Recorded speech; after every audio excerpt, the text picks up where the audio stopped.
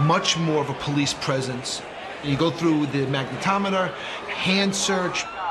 This had another level of intensity to it. I remember seeing guys holding automatic weapons, and I remember thinking to myself, this is now my America.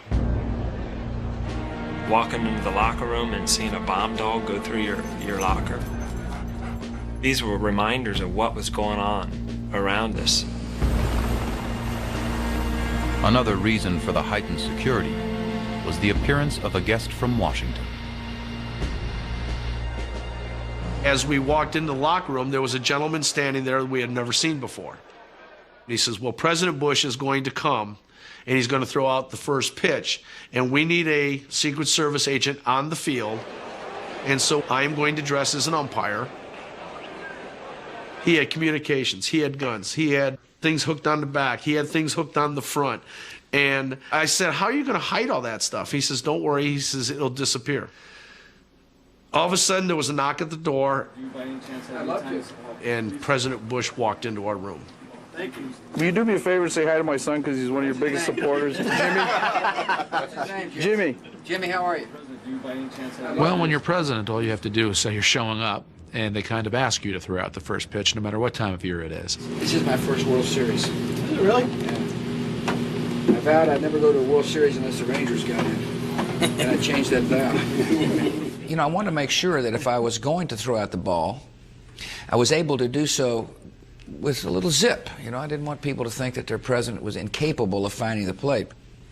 So I go underneath the Yankee Stadium, in the bowels of Yankee Stadium, and there's a hitting cage there. And he's wearing his bulletproof jacket, and he's getting his arm loose, and Derek Jeter comes up to him. Hey, Prez, how are you doing? Good, Derek. That's good luck tonight. Thank you, sir.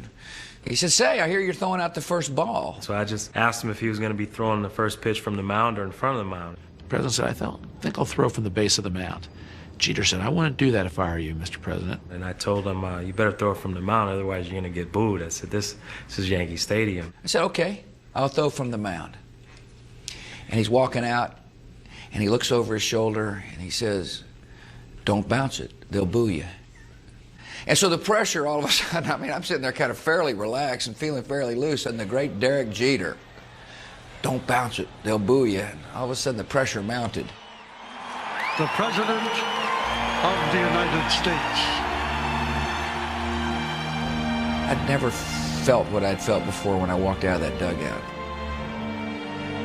I felt the raw emotion of the Yankee fans. USA!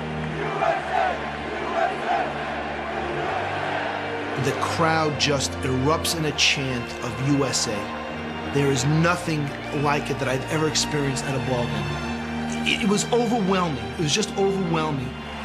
President Bush is standing out there like a brick wall. I'm not afraid of terrorists. I'm going to stand all out here. I'm going to give you a thumbs up, and I'm going to throw a strike. I didn't vote for him, but at that point, my personal feelings about him as a politician is gone. I watched him, and he was my representative, and I had never felt that way before. Very nice throw, Mr. President. Good stuff, good stuff.